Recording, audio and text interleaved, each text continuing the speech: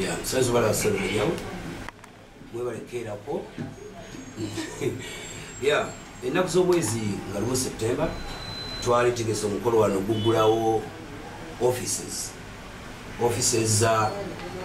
zizinalise z'empita commanding center wenjagala okusinziira okuba nti nsagula okunoonya akalulu kobwa lulimi 2 mu nteekateeka yaffe twali tutegese okuyita abantu genda okulwana mu task forces ezigenda okunyamba ku mulimu gw'okunoonya akalulu. Kale naye twafuna okusunguyibwa, nja kukyogera mu lulimi olutuufu, twasunguyizibwa nnyo poliisi olunaku olwo olwansonga twategeka omukolo guno nga tukutegese mu guidelines za covid SOPs zonna nga tuzituukiriza okutandikirwako nti abatimbi b'ekifo baatukaana ku ssaawa nga 12 ez'okumakya ne bateekayo tenti zaffe nga bwe mwaziraba, ne tutegeka entebe nga tuzimu social distance nga bweyina okubeera, ne tuteekawo ne sanitizer yali tegekebwa ddala ku mulyango wali. Naye ng'omukolo tegulina kutandika ku ssaawa nga 3 ez'okumakya poliisi yajja wano netukolako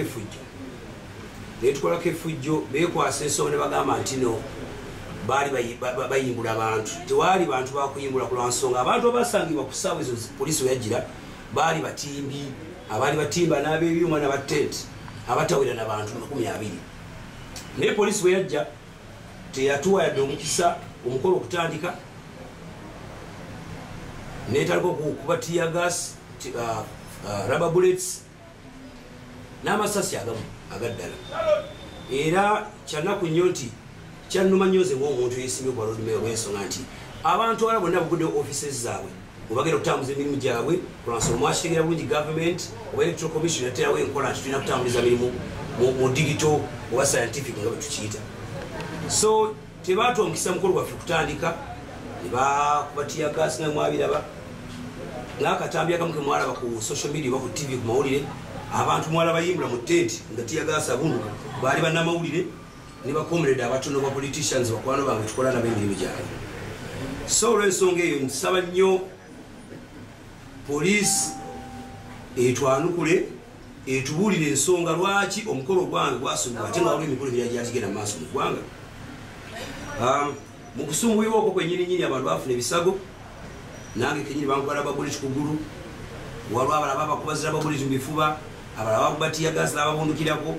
Omuli omwana omu gwe bayita Viper eyatufuddeko olunaku lw'eggulo era agenda kuziikibwa leero Embaale. So n'olw'ensonga eyo poliisi effujjo lye yatukolako awatali kusaasira kyali inhuman, tekyali kya buntu kuba tetwalina fujjo.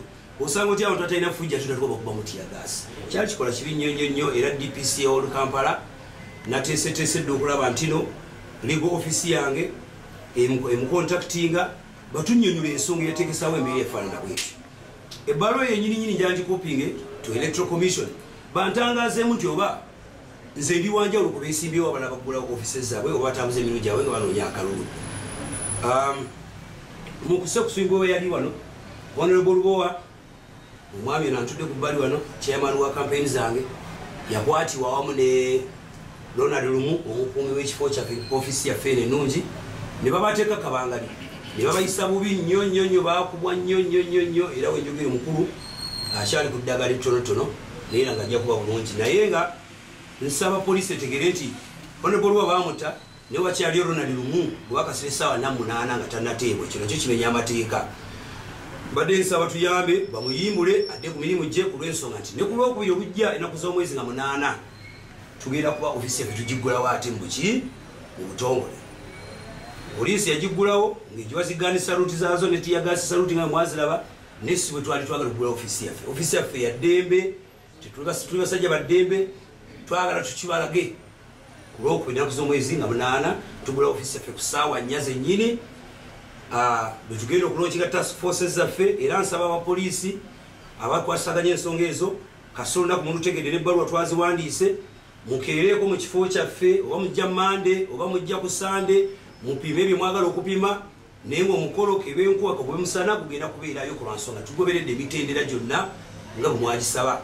Social distance ejja kukuumibwa, masiki zijja kwambalibwa, sanitizing ejja kubeerawo, omukolo nange Lord Mayor wo tubbi ngenda kubeerawo.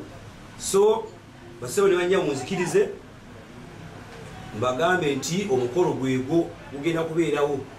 Mwebale nnyo, mwebale ddala.